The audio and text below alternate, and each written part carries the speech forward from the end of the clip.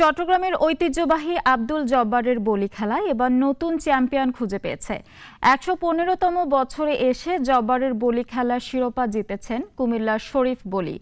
ঐতিহাসিক লালদিঘি মাঠে আজ বৃহস্পতিবার বিকেলে এই প্রতিযোগিতা অনুষ্ঠিত হয়। দিদারুল ইসলামের প্রতিবেদন, জানাচ্ছেন ফজলে রাব্বি।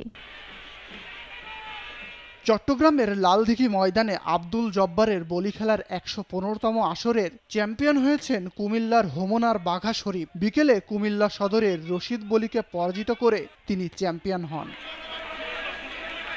চট্টগ্রাম সিটি কর্পোরেশনের সাবেক মেয়র আজম নাসির উদ্দিন বিকেল 4:30টায় এই আসরের বলি খেলার উদ্বোধন করেন। দেশের বিভিন্ন অঞ্চল থেকে আসা ৮০ জন বলি প্রতিযোগিতায় অংশ নেন। দূর দূরান্ত থেকে বলি খেলা দেখতে আসা দর্শকরা ছিল বেশ উৎফুল্ল। চট্টগ্রামে ঐতিহ্যবাহী জব্বর বলি খেলা আমি দেখে আসতেছি, এখনো দেখতে চাই, আজীবন দেখতে চাই। আব্দুল জব্বারের উদ্যোগে এটা আন্দোলনটা শুরু হয়েছিল ১৯০৯ সালে মেবি।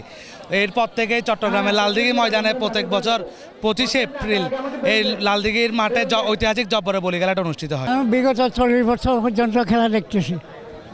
আমি আসছি মিরিশারা থেকে আসছি চট্টগ্রামের। বলি খেলা দেখার জন্য একটা